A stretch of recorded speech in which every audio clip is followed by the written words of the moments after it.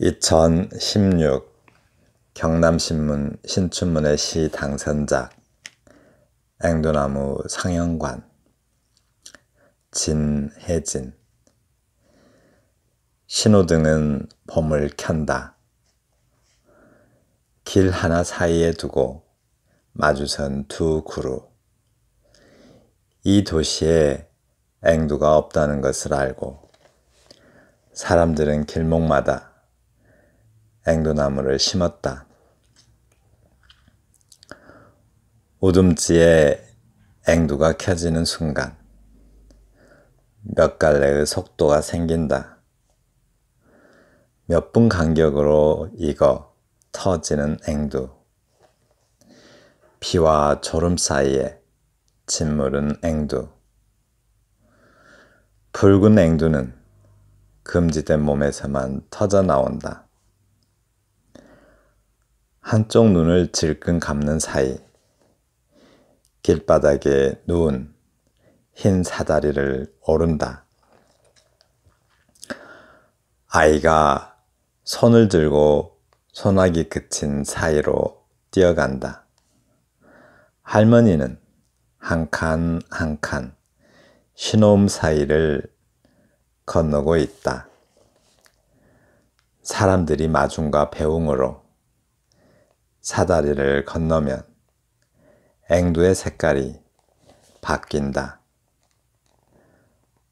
빨강을 물고 순식간에 달려가는 계절이 다른 계절의 입술에 물리듯 앵두나무 뿌리는 발설되지 않은 소문까지 뻗어 있다. 앵두가 지고 나면 초록 이파리, 여름 정원의 비빗의 울음으로 남아 그 울음 끝으로 떨어질 이파리로 남아 새를 불리는 앵두나무. 공중으로 발을 들어 올린다.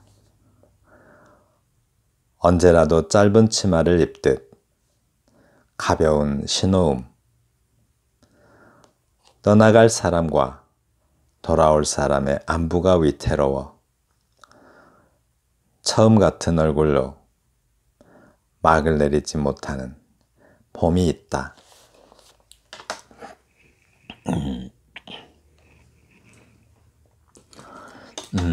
낭송 중에 보인 꽃은 앵두나무 꽃이 아니고요.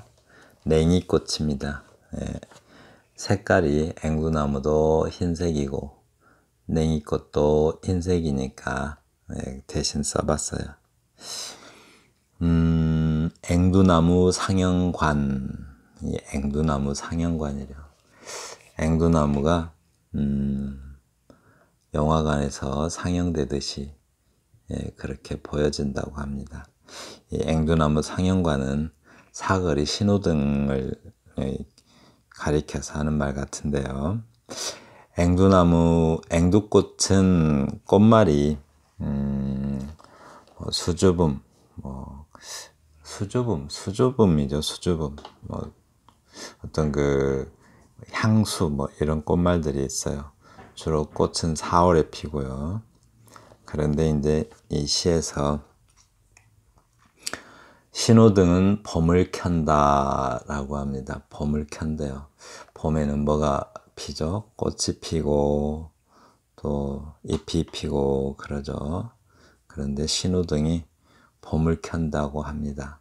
아무래도 파란 불이 들어온 것 같아요. 파란 불이 들어오는데 그 모습을 가리켜서 봄을 켠다 라고 말한 것 같죠. 길 하나 사이에 두고 마주선 두 그루. 이 도시에 앵두가 없다는 것을 알고 사람들은 길목마다 앵두나무를 심었다라고 합니다. 앵두는 6월에 있죠. 근데 이 두 길 사이에 길 하나를 사이에 두고 마주선 두 그루래요. 신호등이 길 양쪽에 서 있죠. 그걸 가리켜서 신호등을 앵두나무로 보고 있습니다. 이 도시에 앵두나무가 없다는 것을 알고 사람들은 길목마다 앵두나무를 심었다. 이 신호등이 앵두나무하고 닮지는 않았죠. 그런데 이제 화자는 그 신호등을 앵두나무로 보고 있는데, 그 화자가 그 앵두나무에 대한 어떤 그 정서 또는 뭐 그리움 이런 것들을 가지고 있어서 신호등을 앵두나무로 바라보고 있는 듯해요. 도시에서는 앵두나무를 보기가 참 힘든데 파란색 등과 빨간색 등이 깜빡거리는 그 모습을 보면서 앵두나무 열매를 생각한 것 같아요. 파란색은 앵두나무 잎이라면 빨간색은 앵두나무 열매로 이렇게 바라보는 듯 합니다. 네. 우둠지는 나무의 가장 꼭대기, 그러니까 나무의 가장 그 꼭대기 부분들을 우둠지라고 하죠. 우둠지에 앵두가 켜지는 순간 몇 갈래 속도가 생긴다 라고 했네요. 그러니까 빨간색이 딱 켜지면 그 빨간색 신호등이 딱 들어오면 몇 갈래 속도가 생긴다. 이 표현 참 좋죠. 몇 갈래 속도가 생긴다. 사람한테는 빨간불이 켜지면 차는 움직이죠. 그래서 차들이 사실은 정확히 요즘은 4차선이라면 한 두 갈래로 이렇게 갈라져서 달리기 시작하죠. 그 모습을 몇 갈래 속도가 생긴다라고 표현했습니다. 몇 분 간격으로 익어서 터지는 앵두가 익는데 몇 분 간격이래요. 몇 분마다 익어서 터지는 앵두. 비와 졸음 사이 짓무른 앵두가 그렇게 빨갛게 익는 데는 겨우 몇 분이지만 어떤 그 비와, 그러니까 이 비는 좀 차들이 달리는 모습을 그렇게 표현한 것 같고, 졸음은 기다리는 모습을 표현한 것 같아요. 비와 졸음 사이에 짓무른 앵두, 그 기다리는 동안 앵두가 짓무를 정도로 빨갛게 익었대요. 근데 신호등이 탁 켜지는 모습을 보면서 앵두가 터질 것 같은 그런 느낌이 들었나 봐요. 짓물렀다는 것은 아주 농익은 상태를 말하죠. 붉은 앵두는 금지된 몸에서만 터져 나온다.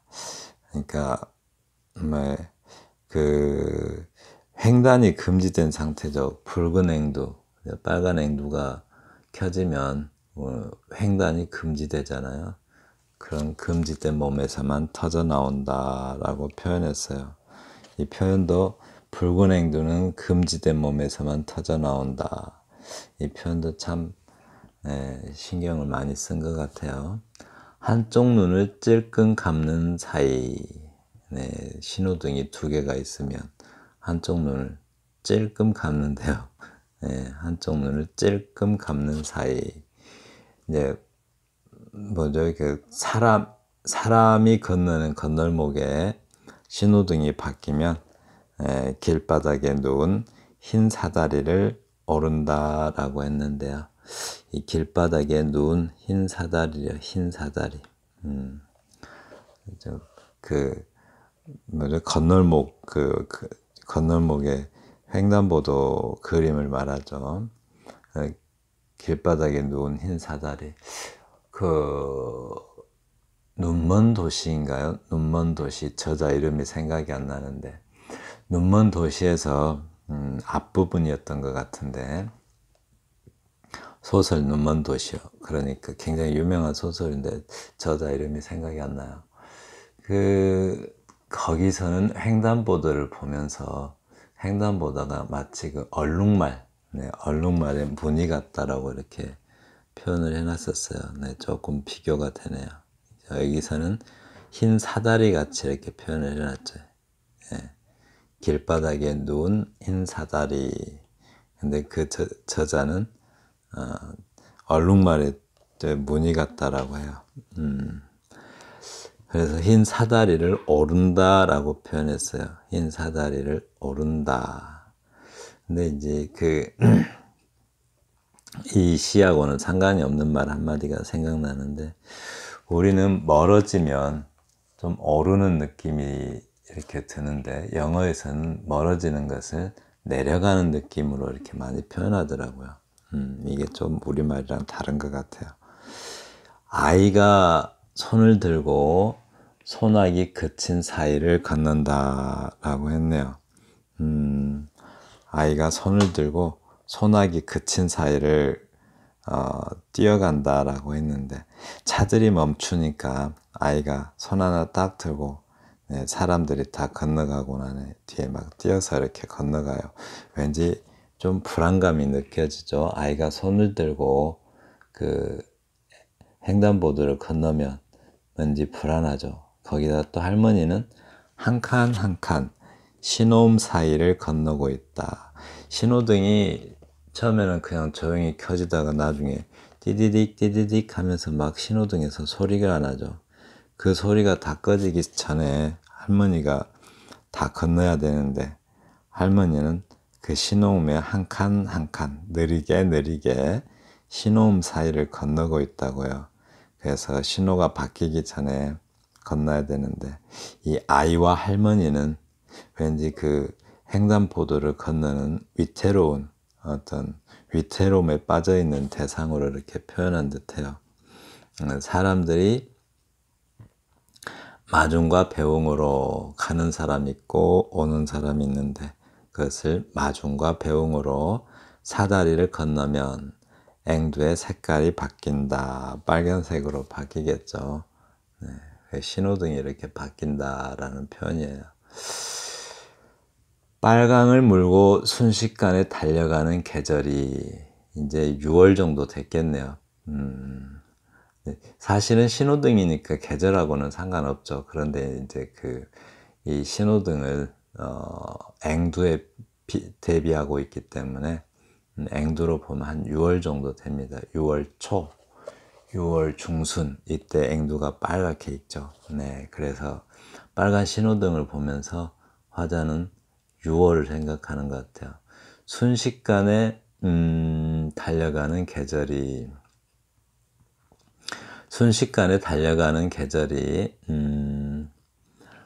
다른 계절을 입술에 물리듯 앵두나무 뿌리는 발설되지 않은 소문까지 뻗어 있다라고 표현했어요.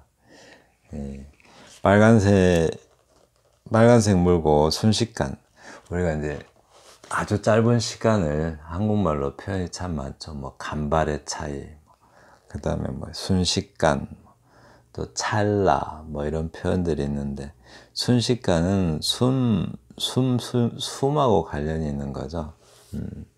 간발의 차이는 뭐죠? 간발은 뭘까요? 간발. 머리털 발자를 써요. 머리털 사이. 그런데 이제 순식간은 우리가 숨을 쉬는 아주 짧은 시간을 가리켜서 한 말이고, 찰나는 1초에 60분의 1. 그 정도를 찰나라고 합니다. 불교 용어죠, 찰나는. 그래서 차차어라고 해요. 중국어에서 차용해서 썼는데, 그걸 우리가 그대로 또 음을 따온 그것을 차차어라고 하죠. 근데 이제 순식간에 여름이 돼버리는 거죠. 신호등이 그렇게 변하는 것을 보면서 그러니까 빨간색으로 우리가 앵두가 빨갛게 익으면 여름이 되듯이 계절이 그렇게 변하는 것을 신호등을 보면서 화자는 그 계절의 변화를 생각합니다. 앵두나무 뿌리는 발설되지 않은 소문까지 뻗어 있다라고 하는데요.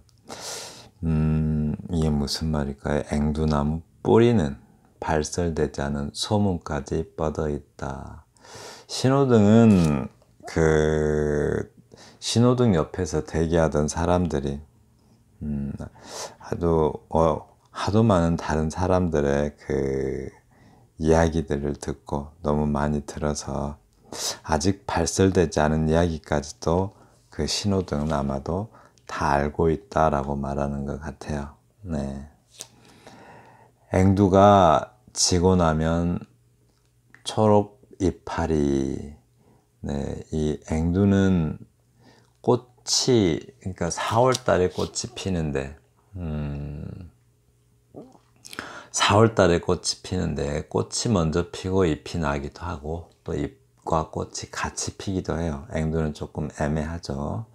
개나리나 진달래 같은 것은 꽃이 먼저 피고 잎이 나중에 피죠. 그런데 이제 앵두는 거의 비슷하게 피는데 꽃이 살짝 더 먼저 핍니다. 그래서 앵두가 지고 나면 초록 이파리, 또 꽃이 지고 나면 열매가 있고, 앵두라는 열매가 지고 나면 나중에는 또 초록 이파리만 남아요. 이렇게 계절이 이제 가을로 여름, 한여름이 되는 거죠. 한여름. 그리고 가을로 접어들겠죠. 그래서 신호등을 보면서 계절의 변화까지 생각해요. 여름이 한여름이 됐네요. 그렇죠? 6월에 앵두가 익으니까 초록 앵두가 다 떨어지고 초록 이파리만 남게 되면 그는 한여름이겠죠. 네, 한여름입니다. 그래서 여름총은 비비새 울음으로 남아라고 했는데, 사실 여기는 뭐죠? 앵두가 지고 나면, 그러니까 빨간 신호등, 빨간빛, 빨간불이 꺼지고 나면 파란불이 켜지잖아요. 이렇게. 그걸 갖다가 이렇게 6월 달에 앵두가 지고 나면, 그죠? 7, 8월. 7, 8월에 초록 이파리만 남는다. 계절의 변화를 이렇게 신호등 바뀌는 걸 보면서 계절의 변화까지 연결시키고 있습니다. 여름 정원의 비비새 울음으로 남아. 그러니까 여름 정원, 여름 정원은 파란불인 상태죠. 예, 파란불인 상태인데 비비새 울음으로 남아, 이 말은 신호등이 지금 무슨 소리를 내고 있는데 비비새 울음이라고 그래요. 신호등 울음소리와 비비새 울음소리는 아주 다르죠. 네. 비비새는 우리 흔한 말로 뱁새라고 해요. 뱁새가 정식 명칭은 붉은머리 어목눈이죠. 붉은머리 어목눈이가 정식 명칭인데 아주 작아요. 뱁새. 그러니까 참새보다 작은, 참새같이 생긴 새가 있어요. 이 새들은 그 앵두나무 같이 관목 또는 뭐 덤불 뭐 이런 데서 무리지어서 날아다닙니다. 굉장히 시끄러워요. 이렇게 막 무리지어서 날아다니는데, 물론 뭐 무리 따로 날아다니기도 해요. 몇 마리씩. 그런데 혼자는 잘 안 다니는 것 같아요. 근데 이게 무리지어서 날아다니면 굉장히 시끄럽습니다. 주로 날개 소리로 시끄럽지, 아주 소리가 요란해요. 근데 이제 이 비비새는 붉은머리, 박새, 뭐 비비새, 뭐 이런 것들은 뻐꾸기가 노리는 새죠. 뻐꾸기가, 그러니까 붉은머리 어목눈이가 알을 낳으면 뻐꾸기가 몰래 와서 탕난을 해요. 탕난, 알을 맡긴다는 뜻이죠. 맡길 탁자를 써서. 그래서 탕난을 하게 되면 그 뻐꾸기가 좀 더 먼저 깨어나 가지고 뱁새 새끼들을 다 둥지에서 밖으로 꺼내버리죠. 다 버려버리고. 그러면은 붉은머리 어목눈이는, 뱁새는 그 뻐꾸기 새를 키워요. 또 일정한 크기로 크고 나면 또 뻐꾸기 어미새가 와가지고 부르죠. 그럼 가버려요. 참 슬픈 그죠? 슬픈 그 육추 방식을 가지고 있습니다. 육추라는 거는 새가 알을 낳아서 키우는 그 과정을 육추라고 해요. 그래서 아주 슬픈 육추 과정을 가지고 있는 게 이게 뭐 박새나 또 붉은머리 어목눈이 또 몇 가지 더 있어요. 그런데 제가 지금 이름을 생각을 못 하는데, 박새는 진박새 있고 쇠박새 있고 그냥 박새가 있어요. 그냥 박새는 모가지 앞에 검은 넥타이를 찬 것처럼 생긴 게 그냥 박새고요. 쇠박새는 검은 모자를 쓴 듯한 옆모습을 가지고 있어요. 진박새는 좀 참새 느낌이 나는데 털이 거칠고 좀 그 약간 젖은 듯한 좀 그 거친 털을 가지고 있어요. 네, 그렇답니다. 참새를 닮은 새들이 좀 많은데 참새는 볼에 검은 무늬가 있어요. 볼에 옆볼에 검은 무늬가 있고 또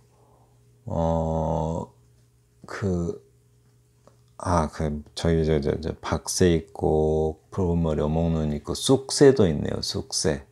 쑥새도 있고 네, 그런 새들이 참새를 많이 닮았습니다. 근데 그 울음 끝으로 떨어지는 이파리로 남아 새를 불리는 앵두나무라고 하네요. 네, 이파리가 무성해지겠죠. 공중으로 발을 들어 올린다. 신호등이 그려져 있는 어떤 이게 무슨 말이에요? 공중으로 발을 들어 올린다. 이게 앵두나무인데 앵두나무는 신호등이잖아요. 신호등 기둥 같은 거, 신호등 전체의 기둥을 포함해서 새를 불린다. 이 말은 더 푸르러지거나 더 빨개지거나 하는 그런 느낌이죠. 힘을 키우는 거죠. 그래서 발을 공중으로 올린대요. 신호등의 그 녹색 불을 보면 이 사람이 그려져 있잖아요. 그게 이제 발을 들어 올린다라고 하는 게 사람이 걸어가는 모습이 그런 어떤 신호등 불빛에 그려져 있는 어떤 실루엣 이미지, 그걸 이렇게 표현한 것 같아요. 언제라도 짧은 치마를 입듯 가벼운 신호음. 짧은 치마 입으면 이제 좀 산뜻해 보이듯이 이 신호음이 그렇게 가볍다라고요. 산뜻해 보이고. 그런데 이제 떠나갈 사람과 돌아올 사람의 안부가 위태로워 처음 같은 얼굴로 막을 내리지 못하는 봄이 있다라고 하는데요. 떠나갈 사람과 건너서 신호등을 횡단보도를 건너서 떠나가는 사람 또는 횡단보도에서 돌아오는 사람의 안부가 위태롭다 이렇게 표현해 놨는데, 그러니까 신호등을 건널 때 우리는 좀 전에 그 아이가 손을 들고 건너고 할머니가 신호음에 맞춰서 느릿느릿 건너가는 모습이 참 위태롭잖아요. 그렇게 위태로운데 안전하게 무사히 어떤 그 신호등을 잘 건너기를 바라는 마음. 신호등이 있는 그 횡단보도는 항상 불안하죠. 사고도 많이 나고. 횡단보도를 걷는다는 것은 참 불안한 것 같아요. 저의 가족 중에 한 명도 횡단보도에서 사고 난 적이 있었는데, 뭐 다행히 다시 회복은 됐어요. 근데 이 횡단보도를 잘 지켜도 문제는 앞을 안 보고 운전하는 사람들이 있다는 거죠. 한 명이라도. 그런 사람들 때문에 사고가 나요. 그때 그 사고도 앞을 안 보고 핸드폰 보면서 운전하다가 사고를 낸 거예요. 그런 중앙선까지 와가지고 횡단보도에 있는 사람을 치워버리니 참, 참 슬픈 일이 되죠. 그래서 항상 운전하는 사람들은 조심해야 됩니다. 처음 같은 얼굴로 막을 내리지 못하는 봄이 있다. 그렇죠. 이렇게. 왜냐하면 늘 사람들은 횡단보도를 건너야 하고 또 그 횡단보도를 건너는 사람들의 안전을 지키기 위해서 지켜야 되는, 그리고 그 횡단보도를 건너는 사람의 안전을 염려하는 그 신호등은 그 사람들의 안전을 지키기 위해서 그 봄에 막을 내리지 못해요. 늘 푸른 빛을 보내줘야 되죠. 그래야 사람들이 건널 것이고, 또 필요할 때는 빨간 열매를 맺어야 되죠. 그래야 사람들이 또 멈출 것이고, 네, 그런 신호등을 그런 어떤 그런 마음가짐을 가지고 있는 존재로 화자는 인식하고 있습니다. 네, 지금까지 앵두나무 상영관 진혜진 시인의 시를 함께 감상했는데요. 시가 참 따뜻하죠. 좀 뭐랄까 그 신춘문예 느낌이 좀 덜 나고 이렇게 좀 시가 따뜻하게 쓰여진 것 같아요. 네, 그리고 그 강원일보 2016년 강원일보 신춘문예 당선작 양을 찾아서는 아주 좋은 시인데 옛날에 했어요. 그 시클 책에 나와 있어서 했으니까 그걸 찾아서 한번 꼭 들어보시길 바래요. 시클에도 나올 정도로 시가 참 좋은 시입니다. 그래서 강원일보 2016년 당선작 양을 찾아서 그 시를 제가 영상 올려놓은 게 있으니까 꼭 한번 다시 한번 들어봐 주세요. 다시 그 시는 다시 보면 다시 볼 때마다 새로운 맛이 있습니다. 그러니까 꼭 다시 한번 그 영상을 찾아서 보시기를 바랍니다. 감사합니다.